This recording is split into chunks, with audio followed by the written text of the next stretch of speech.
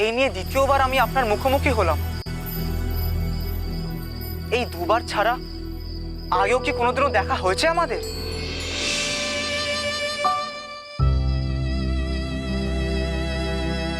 শুধু ওই জন্মটুকুই মনে রেখেছো তুমি লক্ষ্মীধর। তুচ্ছ ওই একটা দিনের ঘটনা। আর আমি যে বুকের মধ্যে কত হাসি, কত কান্না, কত সুখ, কত ভালোবাসা, জন্মান্তরের কথা আগলে নিয়ে বসে রয়েছি।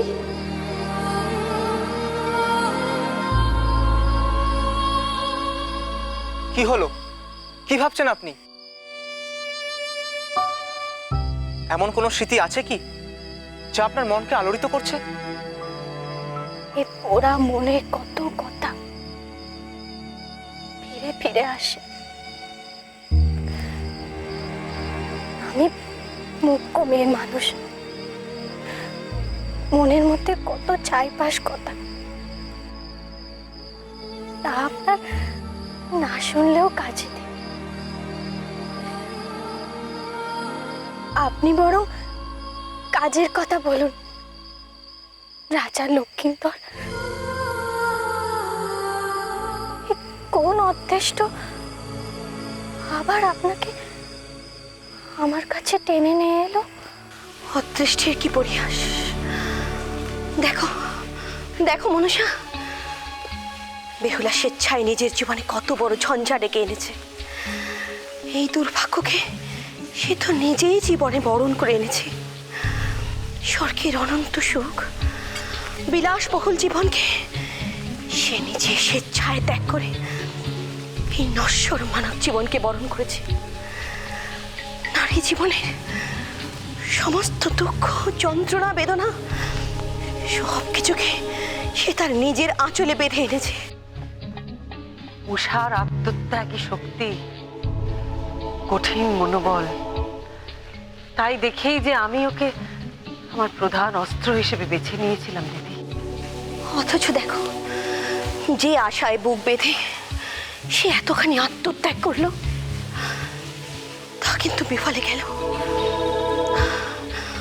অনিরুদ্ধর পাশে থাকবে বলেই তো তার এতখানি কৃচ্ছ সাধন, কিন্তু অদৃষ্টের পরিহাসে সে অনিরুদ্ধ তো তাকে চিনতে পারবে না। পদ্মা, লক্ষ্মীধরের তো গত জন্মের স্মৃতি মনে নেই। পদ্মা, তোমার বিষণ্ণতার কারণ আমি বুঝতে পারছি দিদি।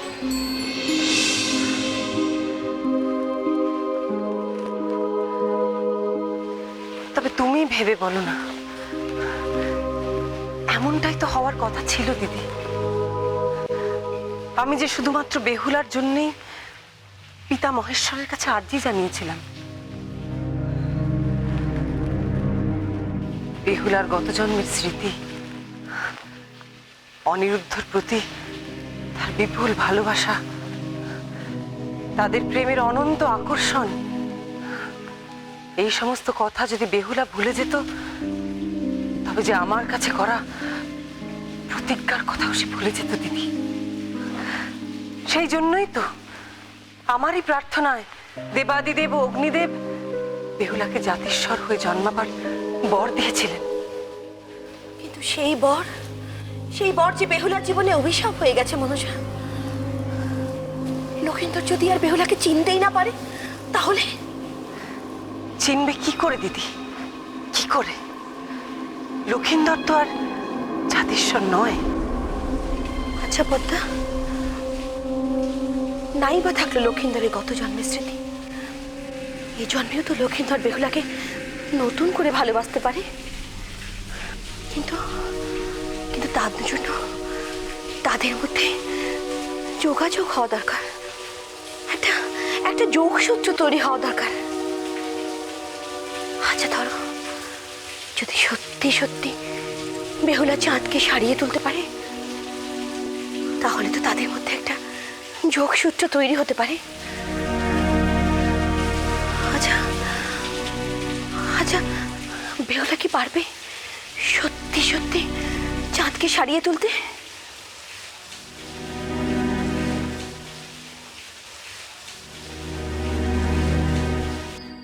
না না, কি করে সম্ভব?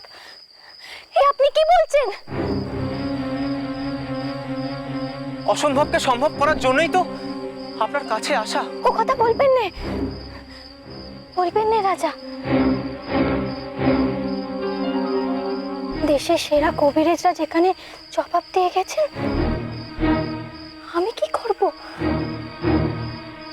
আপনার বাবা যদি সত্যি মৃত্যুর মুখে পা দিয়ে থাকেন, আমি তাকে ফিরিয়ে আনবো কি করে? আমার সেই ক্ষমতা কোথায়? আছে আছে, এই অলৌকিক ক্ষমতা আপনার কাছেই আছে। আমি সব জানি। বিচার সভায় কি অলৌকিক ঘটনা ঘটিয়েছিলেন আপনি? আমি সব শুনেছিলাম।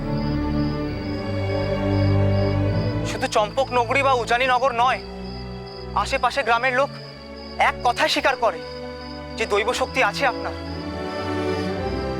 আপনি যদি চান। না না রাজা, অন্তত আপনি আমাকে দেবী করে তুলবেন না। আমি যে রক্ত মাংসে গড়া মানুষ,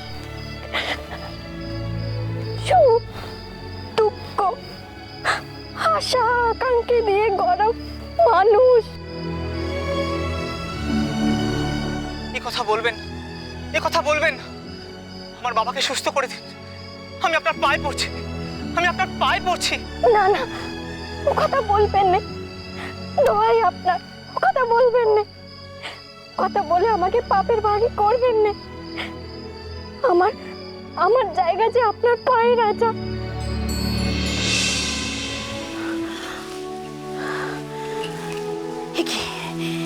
এ কি করছে বেহুলা?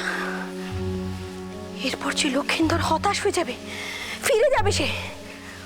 উজানি নগরের থেকে দ্বিতীয়বার আর পা বাড়াবে না। বেহুলা আর লক্ষিন্দরের মাঝে যোগ সূত্র তৈরি হওয়ার সামান্য যে আশাটুকু দেখা দিল, তাও মিলিয়ে যাবে। না না, কি হবে তাহলে? কি হবে পদ্মা? কিছু ঘোরো তুমি পদ্মা। আমার যা করণীয় আমি তা করে এসেছি দিদি। বেহুলা সমস্ত ভুলে গেছে, সব সব কিছু ভুলে গেছে সে। হঠাৎ স্বয়ং লক্ষিন্দরকে দেখে বোধ বুদ্ধি লোপ পেয়েছে তার। সবকিছু ভুলে গেছে সে। নইলে নইলে নইলে কি বোন?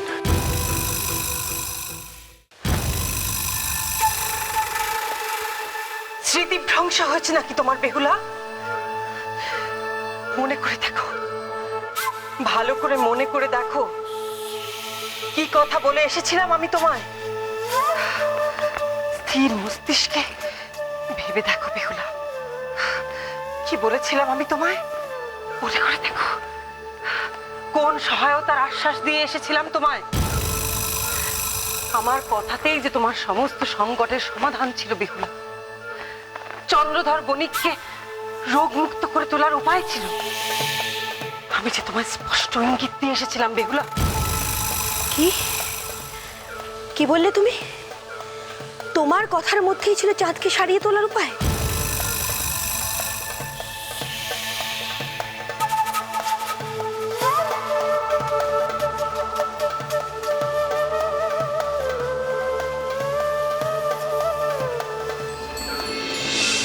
আমায় ক্ষমা করে দিন রাজা, আমায় ক্ষমা করে দিন। আমার যে কোনো ক্ষমতাই নেই। আমি মুখ্য মেয়ে মানুষ। আপনার বাবাকে সুস্থ করার জন্য আমার কাছে কোনো ওষুধ নেই। আমি যে কোনো তন্ত্রমন্ত্র কিছুই জানি না। মিছি মিছি আমার কাছে এসেছে। আপনি চলে যান, চলে যান রাজা, চলে যান, চলে যান, চলে যান রাজা। চলে যাব?